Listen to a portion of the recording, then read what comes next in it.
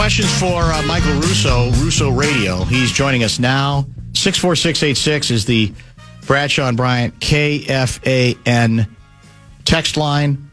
Did Fallness tell you that he rudely interrupted us during the top 5 at 5 with the cooperation of Brett Blakemore? No, what happened? Well, I think it was, what's today, Thursday? I think it was Tuesday. He cracks the mic, does Blakemore for the top 5 at 5, says we have a special guest to, instead of doing that Fallness soundbite he loves to use, he just put Fallness on. I had no choice but to have to engage. That is funny. Just typical. Like, he wasn't on enough. He was on the morning. He was on with Nordo today for like an hour. Was he I would really? say I interrupted. This is interrupting. But Blakemore turned on my microphone and invited me into the top 5. That's an invitation. I was gracious to accept his invitation. Well, no one bothered this is interrupting. Well, nobody bothered to tell me about it. By the way, Fallness, I just sent you a tweet. Oh, good. Barrera, you might want to look at it too. Oh, my God. Oh, boy. That's all I Is need. it candle related? No, it's Zach Halverson related. Is he taking a nap behind me? Hold on. He Let me is. find it. I didn't see it. Hold on. Yeah. Is it funny? Yeah, Where are I you? think. I can't see it. So who did you You probably have me muted on X. No, I do not. Did you tweet it out? Yeah, I tweeted it, but just to Talby. Fallness. Yeah. Oh, there it I'll be is. sitting in the studio. Yeah, in the studio. This is what he looks like during games when he's engineering. He looks very focused. That's what he looks like all the time. Well, is he sleeping or is he just, or his eyes look? How like would you they're know? closed? Yeah, that's Deep a in good- thought. Heck of a hockey game. Well, the deep in second of thought is- 2 great games here. That's kind of a contradiction in terms, isn't Yeah. it? Deep in Yeah. thought, but whatever. Yeah. But speaking of candles, after all that, you know what, that Kevin spewed with Nordos today, Yes. he needs a candle to, get that scent in here, that better scent in here. Start to smell in there again? Yeah. It wasn't a lot of wisdom. Let's put it that way. I was really good. I thought I was on fire. Fallness, do you have to worry about mice in your studio? It's actually very clean, despite what he's trying to portray here. If you ever came down here, like you go to the cage at Target Center, come down here and look at it for yourself. It's clean. It's up. It's bright. It's shiny. That's so It's practically far. new. That's so. Isn't that like about 8? Isn't St. It's Paul like 50 10 blocks miles further than Target Center. It's It just is? on the other side of the river. Yes, I thought ask it was like Rosen. He'll get 50, you down here. 42 miles or something. I'm misinformed in that regard. Okay. Yep. You're always welcome. I'll I keep know it's that in not the mind. cage. There's no squeaky shoes. We'll still take you. Squeaky shoes, you say? Yeah. All right, that's enough Fallness. Russo, Yeah. are you any Hermantown. more or less convinced that we're going to make, or the same since the last time we talked, that we're going to make a blockbuster trade? I think I'm still about the same. It's like, I know he's trying and he's, I mean, the one thing that Bill Guerin's doing is he's making a lot of calls to try to, ascertain who is available out there, who's going to be available now before the Olympic trade freeze and who's after. And then trying to size up who's available and what the prices are. The issue is that, because they have traded a lot of assets here, they only have a certain number of quote unquote A-plussers or Yes. blue chippers or things like that. So my biggest question is, does he do it now? Like, meaning before the deadline, or does he do it this summer? If he does it this summer, I still think that he is, without a doubt, at some point adding, if he can, either a top 6 winger or a top 6 center, or both. So the question is, what is available? Can he get a Jack Hughes, a Brady Tkachuk, or Robert Thomas now, or does he go after guys like that this summer and then maybe try to get like a Ryan O'Reilly, a Vincent Trocheck, even a Charlie Coyle, something like that right now? Those guys. I think a Trocheck and O'Reilly could really elevate this team. To me, Coyle, I don't know. I mean, I love Charlie, but he's not somebody that I think is going to move the needle that's going to help them just knock off Dallas or Colorado, where I think that a Trocheck or O'Reilly certainly would help, and there are other centers out there. So I think what he's doing is just he's starting to gauge prices. They had their meetings last week in Arizona where they really threw a lot of ideas around, and now it's just a matter of going out there and trying to get something done at a time where, there's a lot of teams that are bunched up in the standings that still think that they have a chance to make the playoffs. The other thing I'll tell people is, Chris Drury, Tom Fitzgerald, Bill Zito, Stan Bowman, they're all on his staff at the Olympics. So if there's no trade before the Olympic freeze, I mean, he could work out trades with them in person over there. Several of them. And some of those GMs have players that I think the Wild covet. So if it does, I still think that he is going to make a big move just because I don't think you give up this type of package for Quinn Hughes to try to get yourself into the conversation of beating a Dallas in the first round and maybe a Colorado in the second round if you're lucky, without going out and making that next trade. All right, you raised some eyebrows with your report indicating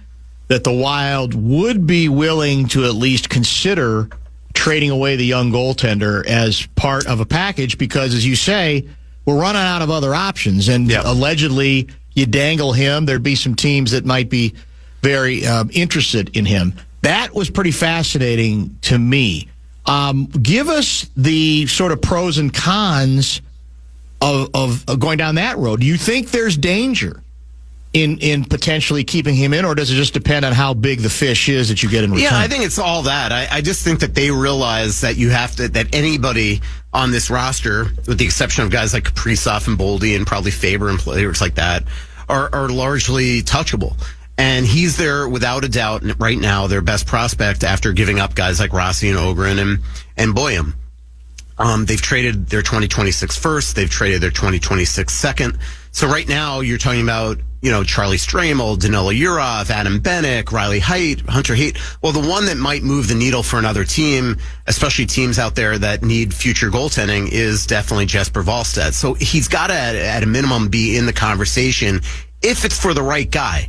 I don't think you trade him for a Ryan O'Reilly. I don't think you trade him for a Trocheck or something like that. That's what Louis said. He wouldn't do it. He said he wouldn't do it for Trocheck. Yeah. Like if there is a superstar out there, number one center or number one winger, I think he's in the conversation. And that's why I just think that it most likely, if that were to happen, probably happens in the offseason. Because if you trade him now for something, even if it's like somebody like a Robert Thomas, but then all of a sudden a Brady Tkachuk becomes available or whoever. Now you've traded your piece. So that's why it's a bit of a dilemma right now because they've traded so many assets away that I'll be interested to see what he does. But I just think that he is absolutely on the table. It's not like he's out there shopping them and things like that. The con, obviously, to your point, is that you're trading Jesper Wallstedt, and he is somebody that looks like he could be a stud goalie in this league.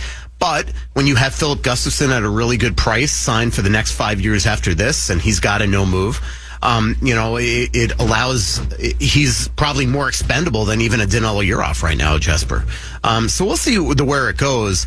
But I just think that right now, for the right player, anybody would be, out there in conversation, and Jesper would probably be the number one guy that a lot of teams would ask for. Is there any doubt that if the Wild pulled the trigger on that kind of a deal and traded away Wallstedt as part of the package, that Flower would come out of retirement and be our backup goaltender? Yeah, I mean that was a largely conjecture this last Sunday column, but I'll tell you where we're coming from. It's educated conjecture. So a lot of it is putting two and two together. A lot of it is just is reading the tea leaves. Now, if it happened this offseason, obviously they would go out and get a goalie. If it happened now, you could either trade for a goalie or you're going to need somebody to come in. The thing with Marc-Andre Fleury is that he is getting calls. That's what I heard, he's gotten 3 offers. He's gotten 2 teams out there right now. I assume one is definitely the Penguins that are checking in on him on a regular basis. Is he tempted? And I get the impression that he is tempted. But here, and then there's another thing reading the tea leaves, is that he's skating all the time, almost multiple times a week with the Wild. Boom. Bill Guerin has asked him, because both their goaltenders are at the Olympics, that when they resume practicing on February 17th, that he be their goalie until the season starts again after the Olympics. So until basically Gustafsson or Wally or Wallstedt is back and out there. So he's going to be almost, one, it's going to be probably getting his competitive juices going. 2, he's going to see if he could still play. 3, he's going to, get himself into shape. And so there's all this stuff. The other thing is that if there is any temptation to come out, I think just his role with the Wild, being in their GM's booth multiple times, hanging out with these guys still off the ice, going on the ice with them, and then going to places like Arizona in their meetings and getting all this proprietary information, I just think it would be awfully awkward for him to go and then sign with the Oilers and have to face the Wild potentially in the playoffs or sign with another team. So this is, again, total conjecture. But I could tell you from talking to people close to Flower, then Flower the other day, Joe Smith talked to Flower the other day, is that there's definitely, he even says it's probably not, but he says probably not. Yeah. It doesn't mean like he's shut it out. And I just think there's going to be a lot of, if they came to him in a pinch because they traded Wallstedt, I think before, and the one thing I will tell you is that Billy has not broached this at all with him. But if it got to the point where they were going to trade Wallstedt, I think before Billy would consider trading for another goalie, I think he would at least have that conversation with Fleury to see what he thinks. But again, this is is total conjecture and it's fun. Yeah, it's fun to do it. Because we've been doing it with the Wolves today because Giannis, the Greek Freak, has said I want out of Milwaukee, and the Wolves. I don't think they're at the top of the list, but I think they are definitely on the list. And there's some Milwaukee and Minnesota are basically the same thing. Remember, like Krasinski has flown to Milwaukee accidentally at times to connect. Yes, to go to like Houston and stuff. That's very, very true. Yeah. What is the date? When is the date we can pencil in for when we can officially proclaim the Minnesota Wild 100% healthy again? Well, Bogosian's really, obviously Brodin's out until after the Olympics, at least. Mm-hmm. He had surgeries 6 to 8 weeks from last week, essentially, and Bogosian looks like he's going to be at least going to Edmonton, potentially playing against the Oilers. So they're pretty healthy from a, availability standpoint. In terms of actually being healthy, these guys, like on every team, they're all banged up right now. They're all dealing with something. This has been a hellacious schedule, so bad, so condensed for all these teams that I think the league, every 2 years now when there's an international tournament, whether it's the World Cup or the Olympics, are going to try to figure out ways, especially with 2 more games, to make this schedule a lot less condensed, because this has just been a war of attrition for all these players, and they're all dealing with nagging stuff. So, but in terms of availability, only Bogosian's out and Brodin's out, and Brodin, really did an unselfish thing by having surgery. They basically told him, like, look, you are not going to get through the season if you don't come out of the lineup now, miss the Olympics, all that stuff. And then he just like, all right, that's all I needed to hear. And he realizes what his day job is, the one that pays him $6 million a year. And he underwent surgery. And now the hope is that he'll be back. He's had a surgery that's pretty routine in the National Hockey League, that a lot of guys on this roster has had, with a surgeon that has, operated on a lot of these guys. So I think they're pretty confident that he's going to be back at some point, early March or a little later. How does one explain this team's absurd, to use a word that got me in trouble a long time ago, domination over the Chicago Blackhawks historically? Yeah, and it's even before that. It was when I first started covering this team. They were unbelievable against them. I don't know. They have this again. They've had it against the Montreal Canadiens. They've had it against the Anaheim Ducks. They've had it against the Edmonton Oilers. There are just certain teams that they seem to match up against, no matter the era of this franchise. When I started, I guess before I got here, from 2000 to 2005, the Wild did really poorly against the Edmonton Oilers. They've owned them for the last 20 years that I've covered the team. It's starting with right after Christmas, my first year covering the team in 05-06, they did one of those 2-game mini-series that they hoped that they were experimenting with in the league to try to see if they would do series kind of like baseball. And I remember we went up to Edmonton on day after Christmas or something, and the Wild won back-to-back games there. And it's been like that ever since. And then there's some teams that they just don't play really well against. So I don't know if there's really a way to explain it, because it's different players, different eras, different all that stuff. But there's just something about the Wild. And they've had some unbelievable comebacks in their history against the Chicago Blackhawks in the third period, in fact. And but as Blackhawk fans, definitely pointed out the other day, the domination is only in the regular season. All Wild fans know that. Yeah, from 13 to 15, the Wild unfortunately played them in their heyday of their sort of mini dynasty, and lost in the first round twice, and the second round twice, and the first round once. Dana checks in. Can you ask Russo if Flower could be the emergency backup goalie instead of a bartender league guy? Next, are you talking next year? Well, I think he means now, but Oh no! So there's certain rules in place for like for professional service time and things like that. But starting next year, it would be the same thing. So starting next year, all teams are going to be able to hire. Let's call it, for lack of a better term, a bullpen catcher. Okay. So there will be somebody that's not included into the salary cap that has the ability to play games on the road or at home, that will travel with the team and be a full-time third goalie. But it's not somebody that could be have Hall of Fame credentials like a Marc-Andre Fleury. There's all sorts of criteria in place. I'll be really interested what the Wild do there, if they have tryouts or if they know somebody. But they will, without a doubt, hire somebody to be their full-time third goalie. But it's got to be somebody that's going to be here every day, practice before, and then sit in the press box and only be available to them, but would also go on the road. And it's going to be somebody, again, that they feel comfortable that in a pinch, that goaltender can go into a game and win games. So it's not just going to be anybody off the street. So I think it'd be really fun this summer if they have some sort of tryout or whatever, but there will be a full-time third goalie hired by all 32 teams next year. Dr. Mike asks, does Russo think my Volstead for Jack Hughes fantasy has any chance of happening? Well, to me, Jack Hughes will not be coming to Minnesota unless it's with Luke Hughes. I don't think that Jack would just leave Luke behind. So the question is, can you afford both, get both, all that type of stuff? I don't think that Jack is available now. The question is, when does he become available? I think it's more likely that if Jack Hughes was ever to join Minnesota, that this offseason, that Quinn re-signs on a 3-year term, aligns himself with Jack, and then maybe Jack joins here when he's a free agent. So we'll see. But right in a trade right now, it's probably, to me, there'd be more of a likelihood of getting a Nico Hischier than probably a Hughes right now. But we'll see. Volstead for Austin Matthews on the flailing Toronto Maple Leafs. That's also being proposed. That's the name that I don't really want to say, because then everything gets aggregated. But that's what when I keep on saying that, it'd be a real shame if you traded a Volstead for, somebody right now that's even a Robert Thomas or somebody, and then all of a sudden something like that became available this offseason. Or Brady Tkachuk says, I'm not re-signing in Ottawa in a year.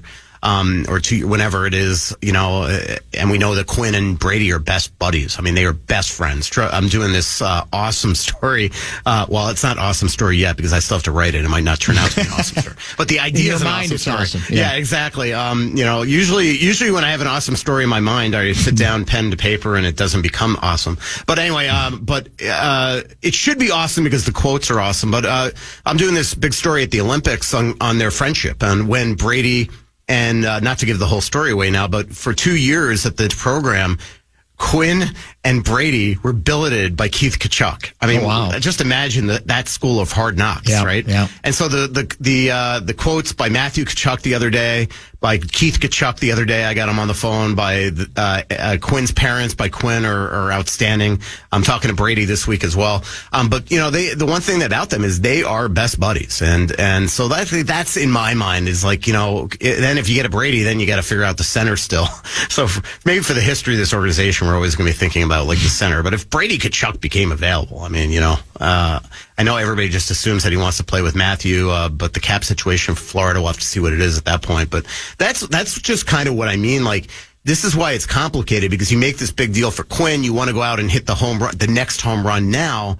But a lot of those big names that are out, that could be potentially out there, might not be available until this summer or the following. And I know you don't want to keep on punting it down the road, and you do have to try to re-sign Quinn this summer. So you want to make him feel like he wants to stay here, but you also don't want to waste your precious assets right now. If all of a sudden Jesper can get you a true number one in some capacity down the stretch. So, if Austin all of a sudden became available, it's could you imagine if you traded Jesper Volstead for somebody else and now you don't have that piece? So this is why Bill Guerin gets paid the big bucks, and his staff will figure it out. Is there anybody you can't get a hold of? Yeah, there's a lot of people. Really? Yeah. I'm surprised. Faunus, unfortunately, every now and then will immediately call me back. No. But no, there's Okay. people. All right. Yep. I'm surprised. Usually, the one thing about this job is that when you've done it long enough, you have, even if you don't have that person's number, you know get, somebody that has that person's number. And so, yeah. You get close enough. A couple more texts. A lot of them coming in as usual for you. Does anyone other than me notice, this is a texter, notice all the turnovers from Faber? He makes some really dumb decisions. Is that fair? Well, the other night he certainly made a bad one. And he, I will say, like the game in Montreal, he looked extremely tired to me. And he is, he's somebody that, look, when he first got here, he was playing 30 minutes a night on a routine basis. And he really hasn't done that in the last couple of years here. So now all of a sudden when you're playing with Quinn, you're playing some high minutes and you're starting in the offensive zone, which, as I was talking to Faber about this the other day, is very different for him. He gets a lot of D-zone starts before Quinn got here. So the type of minutes that he's playing is very, very different. So I just think sometimes his mistakes are fatigue mistakes. The one the other day was not a very good mistake that turned out to be the Ryan Donato goal. But yeah, he does like, look, I mean, when you play 30 to 35 shifts a game, they're not all going to be perfect. And he's made some mistakes, but I think for the most part, since early November, up until well past when Quinn got here, I think Brock's played outstanding hockey. If the Wild swing for a big name, how does he fit in under the cap? Would a medium to big contract also have to be moved, and who would that be? Well, it depends. That's the problem right now is that look, they have the ability. This is why you're seeing shuffling lately, why they're even doing stuff like bringing up Kerstead over like Lambos. I know it sounds like it's $100,000 and that means nothing on a daily rate. It's like $1,000, but they're trying to do everything they can to make sure that they have the most possible money. Makes sense. That they will have accrued at the deadline. So they hope they can have. Right now, it's hard to say with some of the two-way contracts on here, but they're going to send some guys down. And I think we'll have a better idea on February 4th when they make their roster moves and who goes to Iowa and who stays, what they'll have at the deadline. But depending on health, they could have anything from $7 to $10 million in cap space. So that could be $7 to $10 million in players, or it could be one monster player.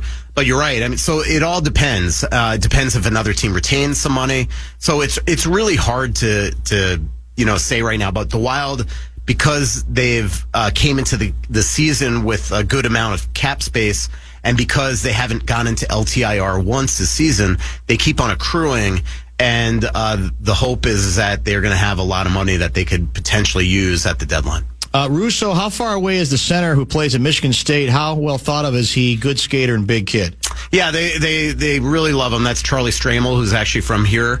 He's somebody that left University of Wisconsin, transferred to Michigan State, where his coach Adam Nightingale is there. He was his coach at the program, before for USA Hockey. And he has just absolutely taken off under him, and he's been one of the best college players in the game this year. So, he is. Joe Smith spent some time with him, my colleague down at Madison a couple weeks ago. He made it extremely clear to Joe on the record that he plans on signing with the Wild after the season. So fans that are worried that he could, because it's his fourth year, try to become a free agent August 15th, he said he is not planning that. So then the question is, do they sign him now and burn a year and bring him right to Minnesota, whether he plays or not? Or do they sign him for next year, then sign him to an amateur tryout and send him into Iowa? So that'll be what's the hope is. The hope is that he can go out and win a national championship. The other thing is right now, other than Yurov, he's probably, and other than Wallstedt, he's probably their best prospect. So there's even a chance that teams are asking about him. And as I just mentioned, if I'm not convinced that Charlie Stramel's future is necessarily in Minnesota, if the Wild are willing to trade some prospects here, which they are. Yeah, these folks go deep with you, man. Why have you been retweeting so much New York Rangers content? Is there something, Russo, that you know and we don't? That's Daniel from Egan. Well, just Trocheck. I mean, Trocheck and Miller are two guys that we know that Bill Guerin has a big affinity for. I think Trocheck is somebody that makes a lot of sense here. As of last week, we reported that they had not talked. I think that has changed. And as I mentioned, Chris Drury will be with Bill Guerin in Milan. So that's really the reason. And just because we've been working with those Rangers writers in terms of intel, sharing information in terms of the Wild's interest in both those players. JT is somebody that the Wild really like. I just think that what JT would cost in terms of assets is probably something that Bill can probably not do, just because there's a lot of pressure on the Rangers because they give up so much for him to get him from Vancouver, and he's their captain.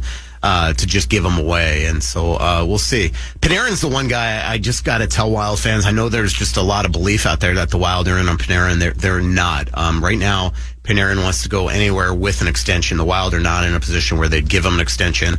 And I don't even think as a rental, the Wild are necessarily in on Panarin as much as, maybe they've had a phone call and things like that. But I would not buy into that stuff. Calgary tonight on the Fan pregame, I'm assuming starting at 6:45 this evening on the flagship. Is this a loser-proof game? We got the Flames. They're not very good. Nothing's loser-proof. Yeah. As Kevin was pointing out this morning, the Wild, lately against teams that are below them in the standings, seem to be taking some teams for granted, which is the complete opposite of last year, right? Last year, they were beating up on the bottom feeders and having an immense amount of trouble with the teams on top of them in the standings. And this year, it's been the opposite. They have the second best record against current playoff teams in the National Hockey League, but it's below them where they've sometimes had trouble.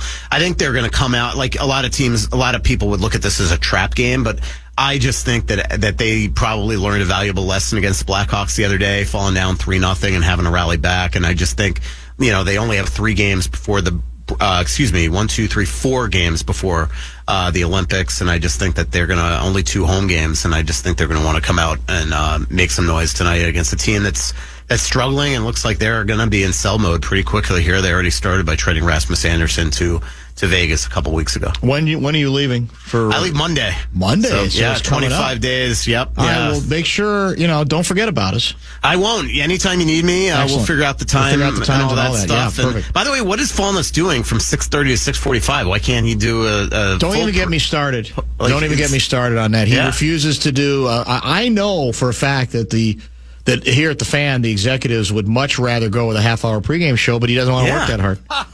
Yeah, That's what I was told. I don't know. Please. I heard that. I said that he told Nordahl, I'll do a morning today, like an hour this morning, but I'm not doing a 30-minute pregame show then. There it That is. is just malarkey. Oh, it is? Hey, Russo. Complete malarkey. Yep. Real quick on your Olympic bit for Monday, are you going with the Lavelli Neal III underwear plan?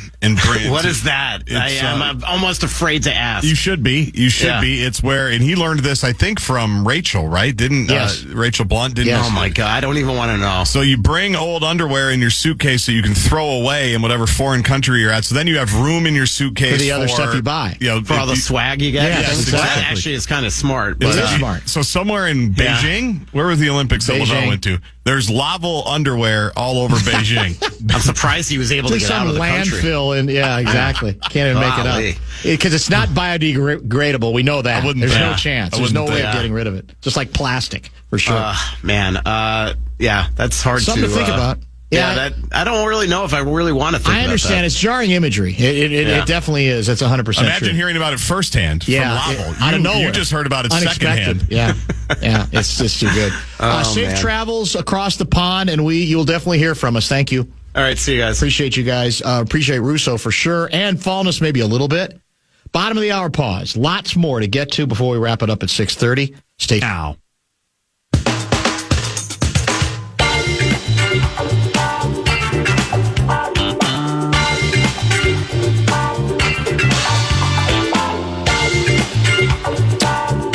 I know we want to be mad. I know the pitchforks are poised, as we've discussed each of the last 2 days, with the news that Bill Belichick did not make the Hall of Fame on the first ballot. But as we laid out yesterday in our conversation with Kevin Seifert, it's a bit more nuanced than that. I mean, you can just go with it. Outrageous. You see how many Super Bowls does he have to win? This is absurd. Who are the voters? And who are the voters? And can we have them tased? But we're getting a good window now from a voter as to the complicated nature that I do think had some impact on what seems, on the face of it, obviously, utterly and completely absurd and illogical. This is out of NewYorkPost.com. A second Pro Football Hall of Fame voter has admitted to passing on Bill Belichick. Fox 59 CBS 4 sports reporter Mike Chappell, a guy I know, Bozich is tighter with him than I am, but I know him from back in the day, who has covered the Colts for more than 4 decades, said his non-Belichick vote came down to a choice between the head coach and someone who was very close to him during his days in New England. Quote, as one of 50 selectors, I voted for Robert Kraft, the longtime and accomplished New England Patriots owner. Chappell wrote in a column on Thursday, I did not vote against Bill Belichick, the longtime and accomplished head coach of that dynasty. I realize that's a different side of distinction, but I'm comfortable with my decision. Chappell is the second of at least 11 voters who didn't put Belichick on their ballot to go public, joining the Kansas City Stars' Vahe Gregorian. Hope I'm pronouncing that first name right. Like Gregorian, the Hall's voting process, which forced committee members to choose up to 3 names from a group consisting of Belichick, Kraft, and senior members Kenny Anderson, Roger Craig, and L.C. Greenwood, was part of Chappell's reasoning. Chappell said he used 2 of his votes on senior candidates who might be facing their final chance at making it into Canton, and was then left to decide on Belichick and Kraft. In the end, the latter went out, and then during the column, he takes time to lay out the reasons. Kraft's role in building the Patriots dynasty beginning in 1994, and his undeniable role in helping negotiate the end of the 100-day work stoppage in 2011, while his wife was gravely ill. That has resulted in a longstanding labor peace. He's also been involved behind the scenes in bolstering the NFL's ever-increasing TV revenue. One big thing was working against Belichick in Chappell's eyes, Spygate. There's no erasing the stain of Spygate from his bio. This wasn't alleged behavior. The NFL fined Belichick $500,000, the maximum allowed, along with docking the Patriots $250,000 and a first-round draft pick for illegally videotaping New York Jets signals in 2007. Even with all the scandals, Chappell said Belichick is still a Hall of Famer, but just not over his former boss.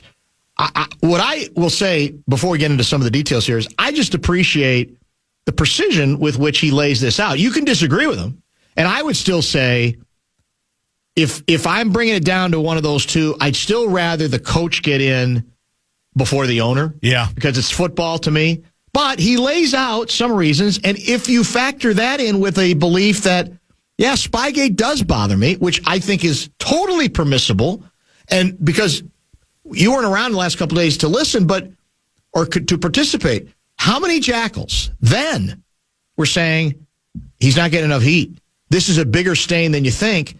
And so now we're going to be mad if people remember that and say, well, yeah, you know what? I know he's going to get in, but for me, that's part of my process here. So the larger issue, though, about the new procedure is, to me, what's muddied the waters completely. It's made it difficult. And because as a strategy, this goes back to the Baseball Hall of Fame. We used to talk about this.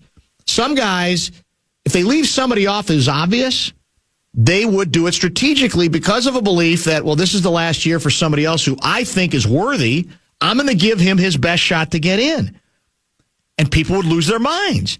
But there was some logic to it, even if you didn't disagree with it, if you'd actually listen to it. And in this case, I think it's the procedure itself that needs to be absolutely and completely modified. So you're not in an either-or situation, because that's sort of the way it's created, especially when you're having to use these. You have to make decisions between, okay, how many am I going to use senior votes for? Right. That's, I think, what all contributes to how this ended up happening. Well, especially when there's some kind of urgency around other candidates. Yeah, if every exactly. candidate was just in perpetuity eligible, even Those if you were a seniors in this senior, case, yes. You could say, right. Then you wouldn't have that artificial, not even artificial, the real deadline Correct. to make a choice like that. Because everybody does know, of course, Bill Belichick's going to get into the Hall of Fame. That's pretty obvious, I would think, unless we find out a bunch more stuff in the next year, which maybe Pablo Torre is going to do. Who knows? Maybe can't rule it out. Maybe Pablo's going to find out. Yeah, you're right. That's true. I don't know. Or Paul Bloom or Lou Regrus. I'm not sure. Yeah, one of them. So, but when you have that kind of thing set up, and I'm guessing a lot of the NFL voters probably thought that way, that, well, Belichick's in. I don't have to worry about it. I can go here. Or Spygate bothers me. I'm not going to give him first ballot. I'm going to vote for him next year. I appreciate, though, that they are, even though explaining nuance is just a fool's errand. Yes, it is. In 2026. Which we've all learned here again, the last couple of weeks. Nuance is, it's a fool's errand here, but I appreciate that they're at least taking the time to do that. I agree totally. And I think he laid it out very nicely. And again, you don't have to agree with him, but what this should take away is this notion that, well, these people aren't even thinking. What could they possibly be thinking? Well, that's a pretty well thought out piece. And I don't know how well thought out the other one was. I still don't think you're obligated to have to go public with it. But we've had it. There was another one today. I don't know who the individual was. It's very clear that the game has passed Bill Polian by. Well, that's possible, right? He's been out of it for a while because he was identified as someone who might have spoken up against him, although he, I think, denies it. But it's like this, if whatever point you're trying to make about Bill Polian, this isn't enough to where somebody's vote should be taken away. It's forever. We've talked about this when it comes to baseball Hall of Fame voting, but there is an argument. A lot of people might disagree with it, but there is an argument. I believe that I will at least defend someone's right to pursue it regarding pretty unprecedented punishment. I asked this question yesterday. Name me another legendary coach who has that kind of punishment levied on him regarding cheating, because that's in effect what it was. And we can, Jimmy Johnson basically says we all were doing it. What's the difference? I saw that. Maybe that's true. I don't know, but the NFL felt differently, obviously. So I just think it's like with so many other subjects, people tend to lose their minds over the whole thing. All right, let's get caught up. I've got an A-section item. I guess the best way to headline this or to tease this would be the impugning the integrity of a judge. In fact, the attempt to try to turn a judge into some sort of left-wing zealot despite his particular background. We'll get to that and who knows what else when we return. KFAN welcomes the Black Crows and Whiskey Myers to Mystic Lake Amphitheater. It's on July 28th, and tickets go on sale Friday, February 6th. That's a week from tomorrow at 10 a.m. Get the complete details on all the upcoming shows on our contest page, KFAN.com, keyword calendar.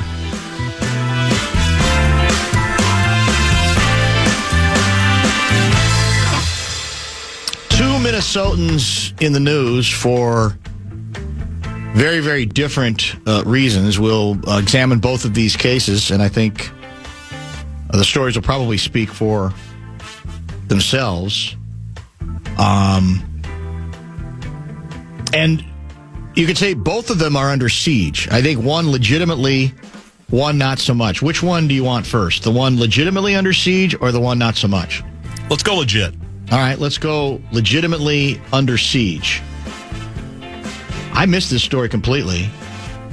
Mark Anderson, 36 years old, a Minnesotan, arrested and charged with impersonating an FBI agent after he tried to enter a federal jail and release suspected murderer Luigi Mangione, according to law enforcement sources. Jeez. Anderson arrived at the Metropolitan Detention Center in Brooklyn on Wednesday evening. So this is yesterday, I'm assuming? Claiming, see how old this story is. Yeah, I think it's today. I think it's dated today. Claiming he was an FBI agent with a court order for Mangione's release, according to a criminal complaint filed today and a law enforcement source. When officials with the Bureau of Prisons asked the man for his credentials, the man provided a Minnesota driver's license. He also allegedly stated that he had weapons in his bag. Anderson then allegedly threw paperwork at the Bureau of Prisons officers. The papers appeared to be related to legal claims against the Justice Department, according to the FBI agent who signed the complaint. Prison officials searched Anderson's backpack, according to the complaint, and found a barbecue-style fork and a circular steel blade. He traveled to New York, Anderson did, for a potential job that didn't work out, and had been working at a pizzeria before his arrest. It isn't clear what connection, if any, he has to Mangione.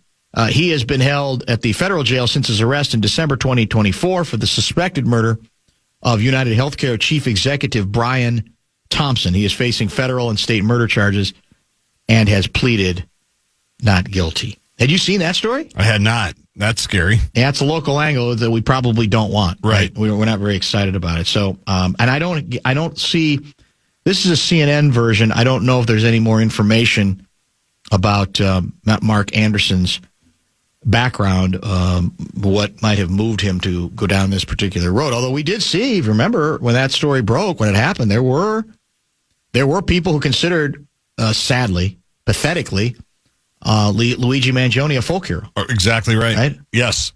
A sympathetic figure. Sympathetic figure, exactly it. All right, now here's another Minnesotan who is under siege, and I think the reasons are a little bit more questionable. Or at least I would say to those ripping him, at least get your facts right if you're going to rip the direction he went here. Example, Tricia McLaughlin is Assistant Secretary of the Department of Homeland Security. That's DHS to you in the know. Yes, I've watched her a lot here in the last few weeks. Yes, you have. Here's the quote from her. Judge Patrick J. Schultz is just another activist judge who is clearly more concerned about politics than the safety of Minnesotans. The judge, of course, he did cancel the contempt hearing. Originally, he was requiring the ICE director's appearance on Friday. But as we talked about earlier with former Governor Arnie Carlson, he is savaging ICE in a number of particular ways, saying ICE has violated more court orders in January 2026 than some federal agencies have violated in their entire existence. Well, not surprising that the Trump administration would not like it. So what card do you go to? You go to another one of those loony left activist judges. Right. Well, as is pointed out in a number of cases, the 65-year-old Schultz was appointed by George W. Bush. He is currently the chief judge of the U.S. District for the District Court for the District of Minnesota. Fellow traveler of the conservative legal movement who clerked twice for Antonin Scalia, and later recommended Amy Coney Barrett, then one of Schultz's law students. Now, does that sound like a loony left resume?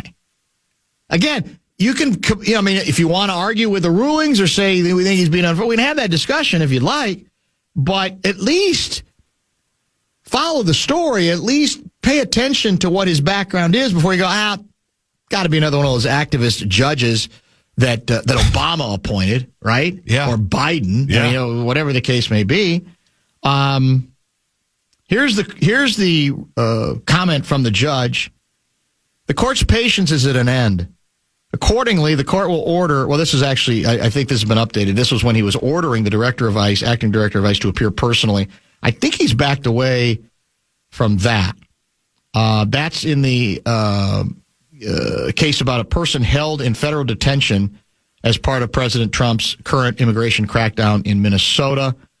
On Jan 14, Schultz ordered the government to provide petitioner with a bond hearing as required by federal law within 7 days, or else the petitioner must be immediately released from detention. Those 7 days, shockingly, came and went, and the individual listed in court documents had neither received a bond hearing nor had been released from federal detention. And this is one of dozens of court orders, the judge rules, with which respondents have failed to comply in recent weeks. So, again, I guess what you do, you use the playbook and you say, well, most people aren't going to bother to check, right? They're not going to know the judge. The details don't matter. Minnesota judge. Yep. Another one of those loony lefties in Minnesota. And yet, the story is obviously a lot more complicated. In fact, Maddle in studio a couple of days ago raved about him. Again, another loony lefty, Chris Maddle. So you just got to get your story straight or get them better if you want to convince somebody that, well, this judge seems to be going over the line in what he's declaring and what he is indeed ruling.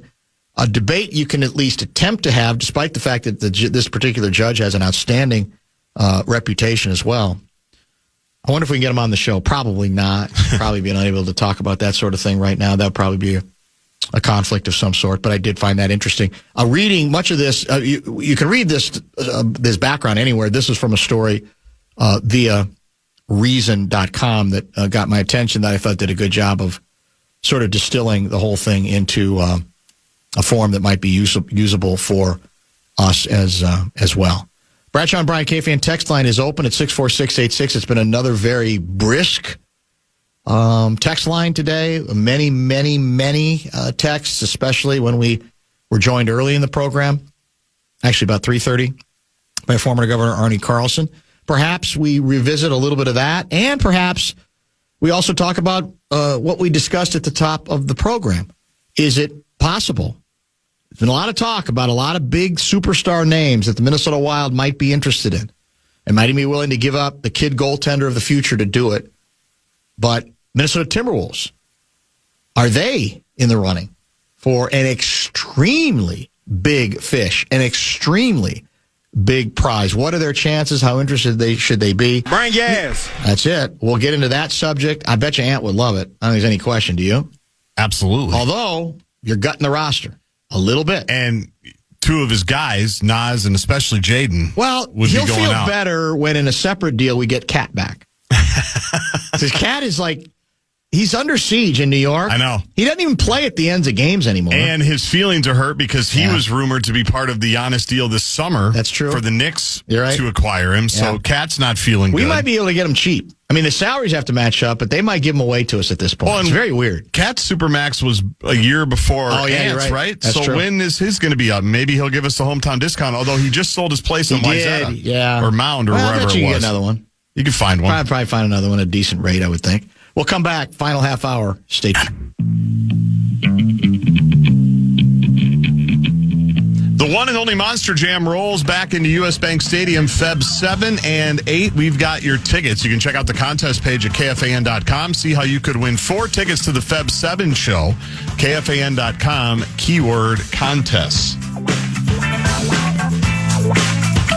Oh, I love Anthony Edwards, man. I love him, man. Like, he plays both ways. Oh, I love Anthony Edwards, man. I love him, man. Like, he plays both ways. So what you're telling me Bring is your ass. that's Giannis. That's the Greek Freak. His brother's podcast. His brother has a podcast. Thanasis. Yeah, he has a podcast, apparently. You can't make that up. Found it on Twitter. That probably now means it's official that everybody does have one. Yes. Everybody has a podcast. You need one. I guess I need one. That's You have very, to very have true. one. Well, here's all I can tell you. We started the show with it. Giannis has made it clear he's ready to be traded. Where might he end up? How interested would the Wolves be? I've said for days that no matter what your plan is, you have to do your due diligence. You should be fired as a general manager or president of basketball or vice president of basketball operations if you are not evaluating, efforting, doing everything in your power to see what might be possible. What would you have to give up? What would the circumstances be? All of it. He's too good a player. Despite his age, he's too good a player to not, at the very least, vet. And I'll mention that we've got pretty good confirmation from John Athletic that the Wolves are working it. They are doing their due diligence, and they are extremely interested. Now, that doesn't mean anything. That doesn't mean anything's going to happen, Right.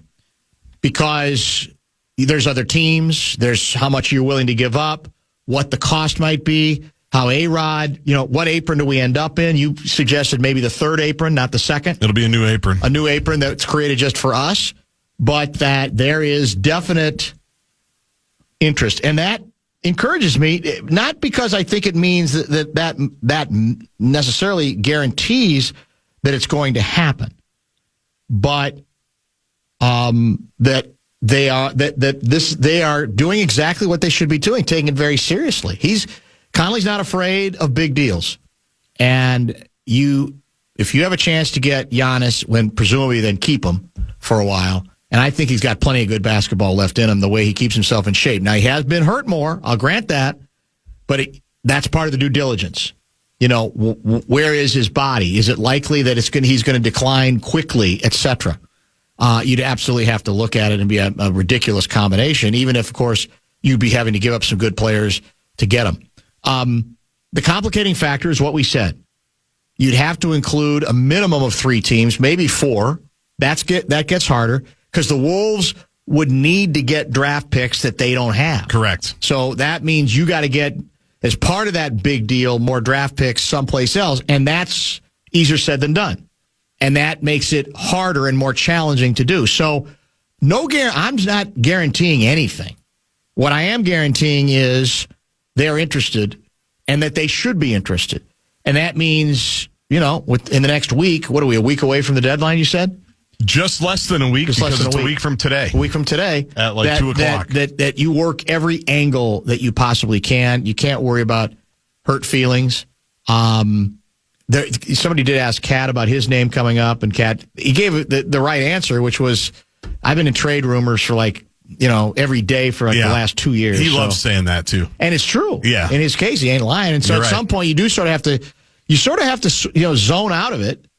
Because otherwise I would think it'd be very, very, very concerning. So, the interest is there. And the question is whether there's actually a path. And the Wolves probably would be in a better position if they had more picks, right? I don't think there's any doubt about that. That's where you're at the mercy of other teams' cooperation. And some of that then gets back to how motivated they are for what they're going to get out of the deal. Right.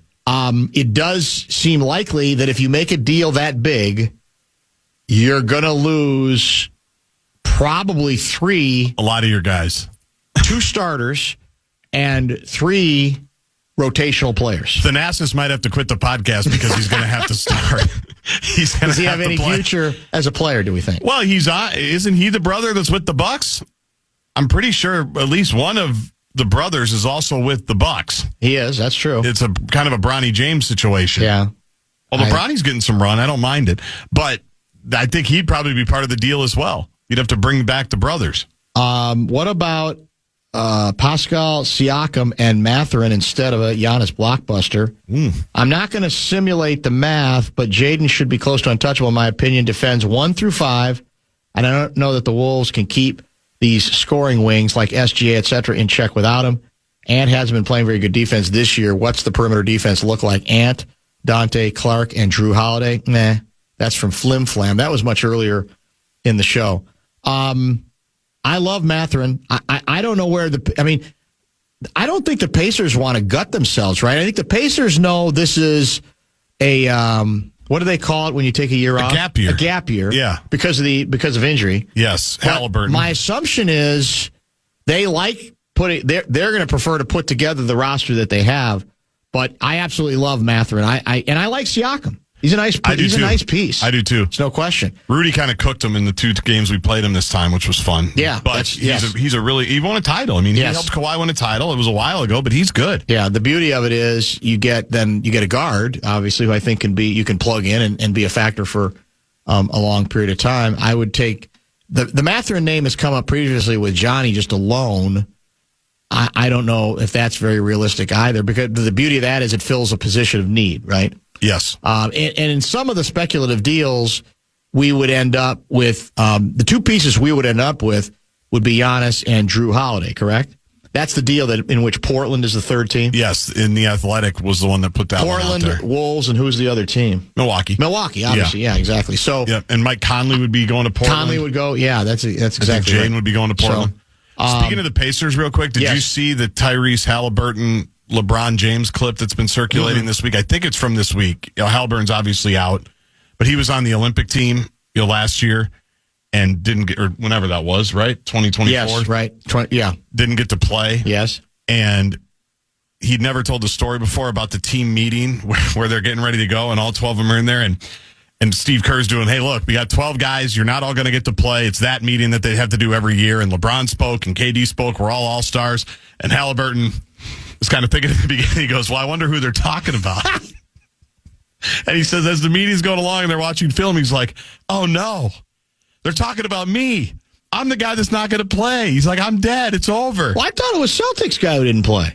Well, he didn't play much either. Both of them didn't. Yeah, I guess you're right. That's true. But it was so good. That is good. That's well played. It was just so funny. He's like, wait a second. It's me. He's in the first meeting before they go. That's pretty good. And it's brilliant. And then he had the greatest tweet of all time when he had his gold medal on the plane or wherever it was and said, when you didn't do anything for the group project and you still get an A, which is just amazing self-awareness. Yes, it is. And he seems to be a very self-aware guy. He does. He seems like a good dude. Yeah, that's for sure. What about a 4-team trade in which, at the end of the day, we end up with Giannis and Kobe White. Well, yeah, I'd entertain that. I mean, Kobe White, the hard part with him is it's one of those players I think you got to see every night.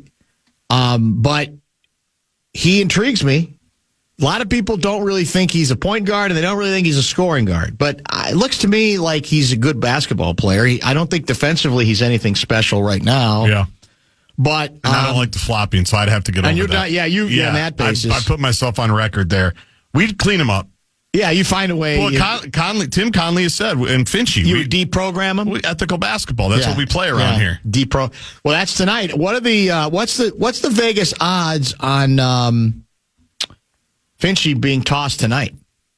Because he made big news the last time. Yeah. Was that the last time we played the Thunder? I think it was. Yeah.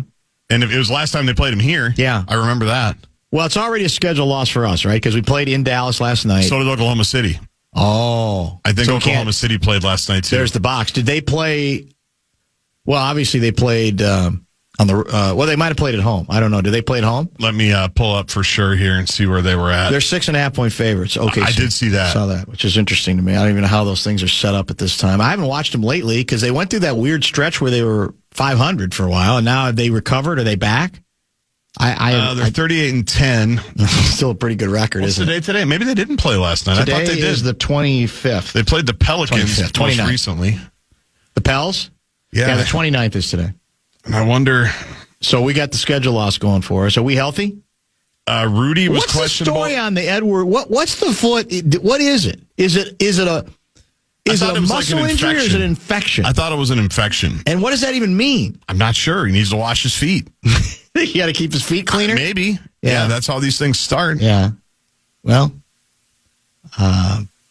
we need him, I think, right? Yes, there's a schedule loss for us. Yeah, it'd be set up for that. There's only so much that we could do. Well, another national game at like midnight. Yeah, it's another late game, isn't it? Yeah. That's true. That's the tough part. True. Well, for whatever it's worth, what you talked about earlier, Kendrick Perkins, in laying out his top 5 teams who need Giannis the most, he had the Timberwolves number 1. Now, you could say that's a little bit of a rip, that he feels like if they don't make a move that big, they're not going to get back to the Western Conference Finals. Or it could be a compliment that if you add them, they'd be in good position. A texter brought this up. I mentioned this much earlier in the show. The complicating factor, which apparently is not getting in the way of the Wolves' interest and other teams' interest, is he's not he's injured right now. And I think he's supposed to be out of like 2 more weeks. So maybe it's the kind of injury that we don't think is going to linger. I don't know. But right now he's sitting. So if you got him right before the deadline, my guess is he's not going to play for you for a little while. And I hope it's not the kind of injury that might be chronic, or that if you come back too soon. Wasn't it a calf? I thought, aren't we scared of calf injuries? Well, we should be, because that's what they say leads to Achilles. That's it. That's the thing. That's what they say. And yes, it is a calf injury. All right, we'll come back, wrap things up, and remind you about tomorrow's outstanding lineup.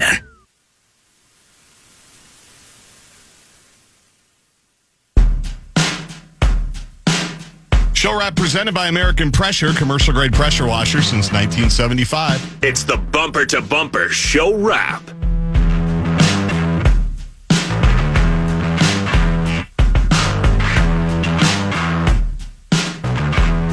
I think one of the open questions about Giannis would be how adamant he gets about where he wants to land, right? I mean, logically, I wouldn't think he'd be militant about this being the only place he would consider. But that's one of the theories that's been advanced, that he's going to have a lot of say and a lot of power. The Bucks know it. That's the way these things usually work. And therefore, if he makes it clear that's the direction he wants to go, maybe it makes it more likely that the Wolves could find a path, or that the Bucks would be willing to play ball with this team. But again, I think realistically, you're going to have to include at least one other team, maybe 2, and that does make it more complicated, because the assumption is the Bucks are going to want not just players, but they're going to want draft picks as well. And between the Gobert deal, didn't we give up one for Dilly too? Oh, we probably did. I think we did. Yep. That all enters into that decision. So stay tuned. We got one in the cat trade. Used it on Berenger. That's true, and that But I think looks that was promising. it. Yeah, that looks very promising. It looks like he's got a chance down the road to be very, very good. So I think it's a story that is legitimately worth watching. I don't think this is just sort of like one of those reckless. Oh, we want to every franchise wants to think they're on the verge of getting him. There's interest from the Wolves, and apparently there is at least a belief on the other side that Giannis has the Wolves on the list of teams that he would be very interested in going to. So. Everybody kind of assumed, I think, Miami because of their desperate situation, and it's Miami, right? But maybe Giannis doesn't care about that kind of nonsense. Hell, he's been in Milwaukee forever. I was going to say, this should be an easy sell for him. That's very, very true, David. He knows the markets. If you missed earlier parts of the program, it will be podcastable as always, and we chatted with former Minnesota Governor Arnie Carlson, who definitely got a lot of people's attention, at least via the text line. That was between 3:30 and 4 o'clock today. Lou Ragoose gave us some good extra time between 4:15 and 4:30 on the Holman press conference today, and sort of the larger meaning of what trying to, as he said, read the tea leaves on where we're at here, and is there any substantive change, or is it the beginning of a ramp, an off ramp that at least will make it. Well, Holman has said our plan is to go back to going after individuals with a criminal record. Do they mean it? Or is that just part of the rhetoric? Because if they mean it, I think that would go a long way towards at least lessening a lot of the controversy and the tension.